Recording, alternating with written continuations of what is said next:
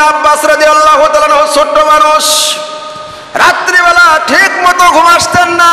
কোন সময় নবী পাক সাল্লাল্লাহু আলাইহি সাল্লাম তাহাজ্জুদ নামাজ পড়ার জন্য উঠবে, ছোট্ট মানুষ ওজুর পানি গরম করে নিয়ে ওজুর পানি নিয়ে বসে থাকতেন, দাঁড়ায় থাকতেন, মেসাক আগে দিতেন, এরকম গামছাটা আগে দিতেন।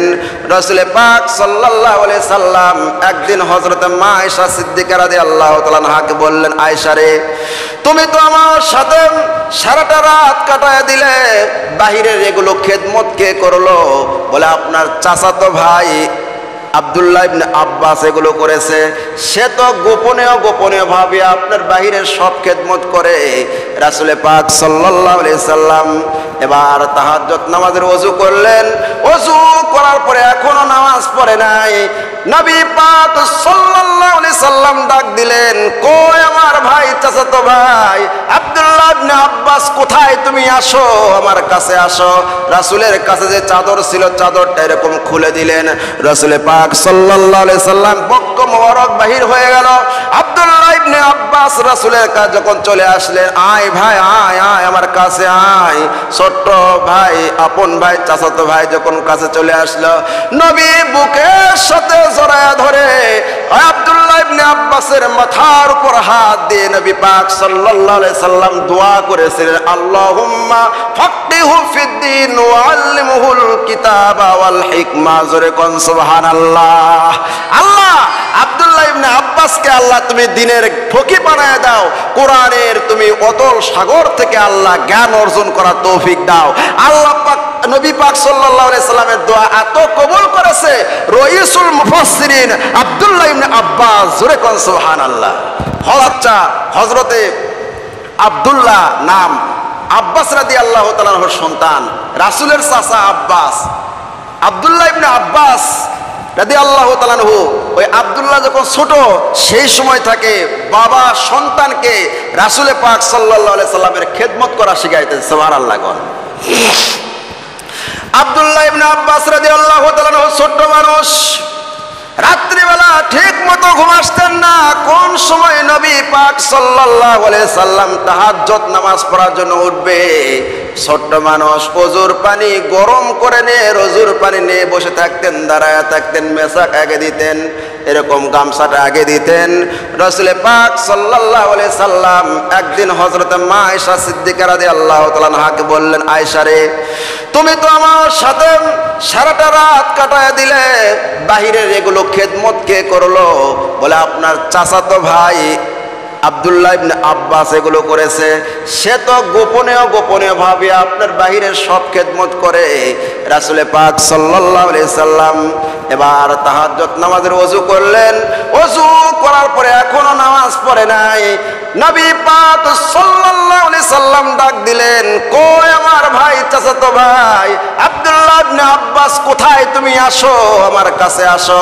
রাসূলের কাছে যে চাদর ছিল, চাদরটা এরকম খুলে দিলেন। রাসূল পাক সাল্লাল্লাহু আলাইহি সাল্লাম বক্ষ মোবারক বাহির হয়ে গেল। আব্দুল্লাহ ইবনে আব্বাস রাসূলের কাছে যখন চলে আসলেন, আয় ভাই আয় আয় আমার কাছে আয়। ছোট্ট ভাই, আপন ভাই, চাচাতো ভাই যখন কাছে চলে আসলো, নবী বুকের সাথে জড়ায়া ধরে আব্দুল্লাহ ইবনে আব্বাসের মাথার উপর হাত দিয়ে নবী পাক সাল্লাল্লাহু আলাইহি সাল্লাম দোয়া করেছিলেন, আল্লাহুম্মা ফাক্কিহু ফিদ্দীন ওয়া আল্লিমহুল কিতাবা ওয়াল হিকমা। জোরে কোন সুবহানাল্লাহ। আল্লাহ আব্দুল্লাহ ইবনে আব্বাসকে আল্লাহ তুমি দ্বীনের ফকিহ বানায় দাও, কোরআনের তুমি অতল সাগর থেকে আল্লাহ জ্ঞান অর্জন করার তৌফিক দাও। আল্লাহ পাক নবী পাক সাল্লাল্লাহু আলাইহি সাল্লামের দোয়া এত কবুল করেছে, রাইসুল মুফাসসিরিন আব্দুল্লাহ ইবনে আব্বাস। জোরে কোন সুবহানাল্লাহ। হযরত ওমর রাদিয়াল্লাহু তাআলা আনহু যখন খেলাফত পেয়েছিলেন, সেই সময় আশারে মুবাশশারা বড় বড় সাহাবীদেরকে যখন মসজিদে নববীর মধ্যে মিটিং করতেন, ওই আব্দুল্লাহ ইবনে আব্বাস ছোট মানুষ, তাকে এক সাইডে বসায় রাখতেন। আব্দুর রহমান ইবনে আউফ বড় একজন সাহাবী, জলিলুল কদর সাহাবী, উনি এক সময় বলেই বসলেন, হুজুর আপনি আমিরুল মুমিনিন, খলিফাতুল মুসলিমিন, আমরা এখানে সবগুলা সিনিয়র সাহাবীরা আছি, এখানে জুনিয়র একজন ছোট্ট মানুষ, এর রাখলে বলে আমাদের গায়রতে লাগে, আমাদের খারাপ লাগে, এই ছোট্ট মানুষটাকে এখানে আপনি রাখছেন কেন?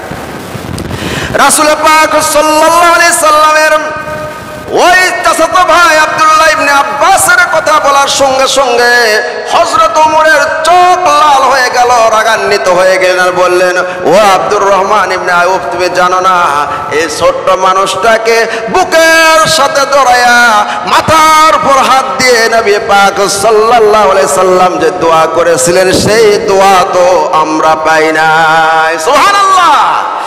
তাকে এত জ্ঞান আল্লাহ পাক দান করেছেন যে কোরআন এবং হাদিসের অতল গহ্বর থেকে হীরা মানিক মুক্তাগুলো উনি অর্জন করেছেন। এবং আমরা বুড়োরা যদি কোনো সময় কোনো ভুল করি, ওই ছোট্ট মানুষ আমাদেরকে সংশোধন করে দিবে। এই জন্য আমরা এই মজমার মধ্যে রাখি। জোরে কোন সুবহানাল্লাহ। আমার মুসলমান ভাইরা, এই জন্য কোনো সময় ছোটকে দেখে হেলা করা যাবে না, কোনো সময় ছোটকে দেখে এরকম ভাবে অবহেলা করা যাবে না। কিন্তু হযরতে আব্দুল্লাহ ইবনে আব্বাস রাদিয়াল্লাহু তাআলা আনহু রাসূল পাক সাল্লাল্লাহু আলাইহি সাল্লামের দোয়া পেয়েছিলেন। জোরে কোন সুবহানাল্লাহ। রাসূল পাক সাল্লাল্লাহু আলাইহি সাল্লামকে মুহাব্বত করতে হবে, ভালোবাসতে হবে। আব্দুল্লাহ ইবনে মাসউদ রাদিয়াল্লাহু তাআলা আনহু উনি একজন রাইসুল মুফাসসিরিন ছিলেন। রাসূলের দরবারে এত বেশি যাতায়াত করতেন, এত বেশি যাওয়া আসা করতেন, সাহাবায়ে কেরাম রাসূলের একটা পরিবারের লোকই মনে করে নিতেন। জোরে কোন সুবহানাল্লাহ। ওই আব্দুল্লাহ ইবনে মাসউদের মাথায় হাত দিয়ে রাসূল পাক সাল্লাল্লাহু আলাইহি সাল্লাম দোয়া করেছিলেন, আল্লাহুম্মা ফাক্কিহু ফিদ্দিন। আল্লাহ পাক দ্বীনের ফকি বানায় দিয়েছেন, দ্বীনের বড় জ্ঞানী বানায় দিয়েছেন আব্দুল্লাহ ইবনে মাসউদকে। আব্দুল্লাহ ইবনে মাসউদের সেই মাসআলাগুলো ইস্তেমবাদ করে আমরা হানাফি মাযহাব চলি। জোরে কোন সুবহানাল্লাহ। ওনার একটা কাজ ছিল, রাসূলের জুতা ধোয়াইতেন, জুতা নিয়ে বেড়াইতেন। ছোট্ট মানুষ। আমার ভাইরা, সাহাবায়ে কেরাম নবীকে এত বেশি ভালোবেসেছে, এত বেশি মুহাব্বত করেছে, এই জন্য রাসূল পাক সাল্লাল্লাহু আলাইহি সাল্লামের খাঁটি উম্মত তারা হইতে পারছে। আমাদেরকে মুহাব্বত করতে হবে, ভালোবাসতে হবে। যদি আমি আপনি ভালোবাসতে পারি, তাহলে রাসূল পাক সাল্লাল্লাহু আলাইহি সাল্লামের খাঁটি উম্মত হলে আল্লাহ রাব্বুল আলামিন বলেছেন, ওয়া ইয়াগফির লাকুম যুনুবাকুম ওয়াল্লাহু গফুরুর রহিম। তোমাদের तमाम জিন্দেগীর গুনাহ খাতা আমি রব্বুল আলামিন মাফ করে দেব। সুবহানাল্লাহ। রাসূল পাক সাল্লাল্লাহু আলাইহি সাল্লাম ঘর থেকে বাহির হইলেন। বাহির হওয়ার পরে একটা খেজুর বাগানে যাচ্ছে। এমন সময় আবু মুসা আশআরী রাদিয়াল্লাহু তাআলা আনহু, নবীর একজন সাহাবী, বড় সাহাবী আবু মুসা আশআরী রাদিয়াল্লাহু তাআলা আনহু, উনি রাসূল পাক সাল্লাল্লাহু আলাইহি সাল্লামের পিছে পিছে গিয়েছেন।